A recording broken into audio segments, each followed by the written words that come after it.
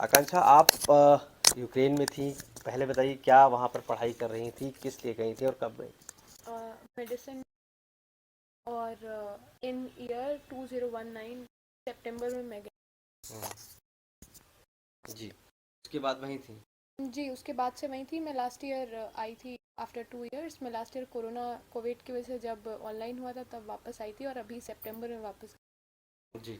ये बताइए, जब से ये टेंशन शुरू हुई, किस तरीके के वहाँ हालात थे और आपको क्या पता चला, क्यों आपने वापस आने की सोची? एक्चुअली मेन इशू स्टार्ट हुए 23rd के शाम से। तभी हमें पता चला कि कुछ इन्वेजन होगा, बट हमें ऐसा कोई डर नहीं था क्योंकि हमें पता था invasion is very simple, they won't be any war. क्योंकि लास्ट टाइम क्रीमिया का जब हुआ था सीन तो हमने ऐसा सुना था कि कुछ भी नहीं हुआ था, बस जो रशियन आर्मी थी वो कीव एडमिनिस्ट्रेशन के सामने आके खड़ी हो गई एंड कोई भी किसी को भी शूट नहीं किया, कुछ भी नहीं किया।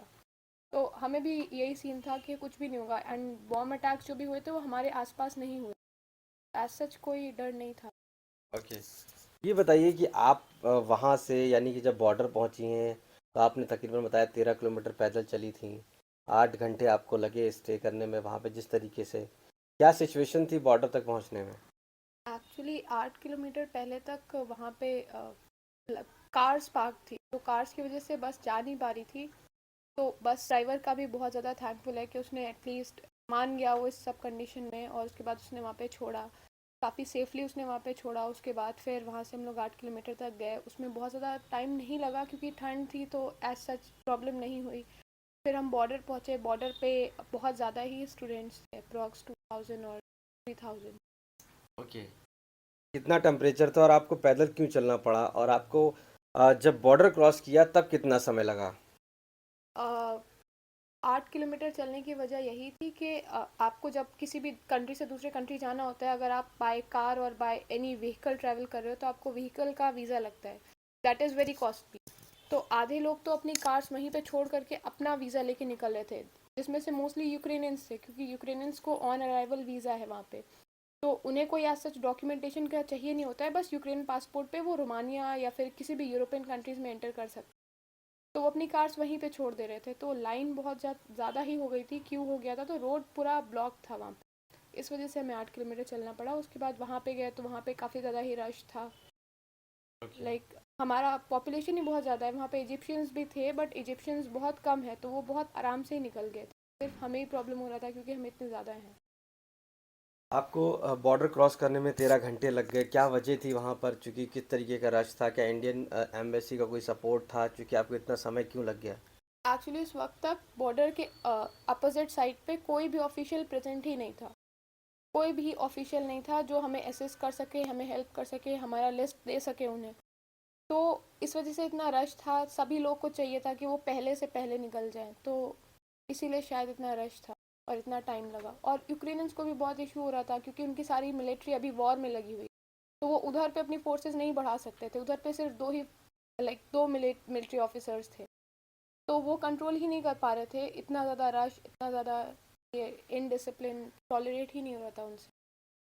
वहाँ पर हमने देखा कुछ वीडियोस में कुछ लोगों के साथ मारपीट हो रही थी, बॉर्डर्स पे कुछ लोग परेशान हो रहे थे। वो बॉर्डर पे दिक्कत ये हो रही है कि कोई भी ऑफिशियल ही प्रेजेंट नहीं है इंडियन जो उनको मैनेज कर सके या निकाल सके। यूक्रेनियंस उन्हें बार बार बोल रहे हैं कि वो पीछे हटो, तो क्योंकि वहाँ से लॉजिस्टिक ट्रक्स निकल रहे होते हैं, तो वो इंडियंस रश करके बार बार रोड पे आ रहे हैं, तो इसलिए वो बार बार मार रहे थे कि पीछे हटो। आपको इंडिया की तरफ से सपोर्ट कब मिला? कब इंडियन गवर्नमेंट्स ने आपको फ्लाई कराया वहाँ से? कब आप वहाँ से निकली? एक्चुअली मैं पहले 2-3 दिन पहले से ये स्टार्ट था, और लवीव के और चरनिफ्सी के काफ़ी सारे बच्चे निकले उधर से। तो वो कंटिन्यू था कि बॉर्डर तक आप आ जाओ और बॉर्डर से असिस्टेंस वी कैन प्रोवाइड। तो हम बॉर्डर तक पहुँचे। उसके बाद फिर हमने जैसे क्रॉस किया, उसके बाद तो पूरा यूक्रेनियन चेक पॉइंट जैसे हमने क्रॉस किया तो रोमानिया से असिस्टेंस था। वहाँ पे इंडियन एम्बेसी जो भी है रोमानिया में, वो भी सर थे हमारे साथ में, उनसे भी हमने बात वगैरह की, तो वो वही कह रहे थे कि उनके पे कोई लिस्ट ही नहीं है कितने बच्चे आ रहे हैं कितने नहीं आ रहे हैं। ओके। फाइनली जब आप लखनऊ पहुंची तो कितनी खुशी आपको हुई, और किस तरीके का इस पूरे पीरियड को आप कहेंगे कितना टफ रहा आपके लिए? एक्चुअली एज सच कोई डिफरेंस नहीं था क्योंकि एक साल रहने के बाद में जब घर आओ तो वो सेम हैप्पीनेस होती है कि एक साल के बाद घर जा रहे हैं। तो क्योंकि मेरा वॉर चल रहा था वहाँ एक एक्चुअली तरीके से। वॉर चल रहा था, बट हमें ऐसा सच कोई डर नहीं था, तो हमारे लिए कोई डिफरेंस नहीं था कि हम वॉर की कंडीशन से आ रहे हैं या नॉर्मल कंडीशन से आ रहे हैं। हमारे लिए सब कुछ बहुत नॉर्मल था, तो हम एक नॉर्मल तरीके से वहाँ से आए हैं। बस जो रश था वो हमने थोड़ा बहुत देखा, तो वो ठीक है, वो बेसिक चीज़ हो गई, बट अभी जो बहुत बच्चे फंसे हुए हैं आपके साथ के, क्या और लोग भी वहाँ पर हैं? क्या सिचुएशन है? क्या वो लोग आना चाह रहे हैं? किस तरह की कंडीशन? अभी विनित्सा से तो बहुत कम ही लोग हैं। अभी जो भी बॉर्डर पे फंसे हुए हैं, लाइक अभी तो बॉर्डर का कंडीशन काफ़ी सुधरा है, क्योंकि काफ़ी सारे मिनिस्टर्स और ऑफिशियल्स को बॉर्डर पे भेजा गया है, तो बॉर्डर का कंडीशन सुधरा है। बट ऑलरेडी जिनको इशीमिया स्ट्रोक पड़ चुका है, या जो ऑलरेडी हाइपोथर्मिया हो चुका है जिन्हें, वो लोग अभी भी हॉस्पिटल में एडमिट हैं। तो आज जिसकी डेथ हुई है उसका भी सेम चीज़ था कि वो उसको पहले ही इशीमिया स्ट्रोक पड़ चुका था, वो हॉस्पिटल में ऑलरेडी एडमिट था।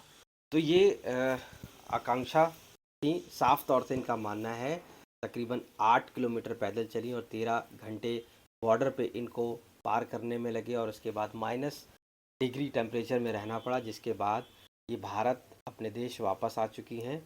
आने की खुशी है और साफ तौर से मानना ये है कि वहाँ पर काफ़ी प्रॉब्लम्स हुई हैं और उसके बावजूद अब और भी ऐसे बच्चे हैं जो यहाँ पर वापस आना चाहते हैं। ऐसे में इनको तो खुशी है घर पहुँच के, बस इंतज़ार है कि वो बच्चे भी जो बचे हैं वो सेफ़ली इंडिया गवर्नमेंट उनको वापस लेकर उनके गंतव्य स्थान तक पहुँचा देगा।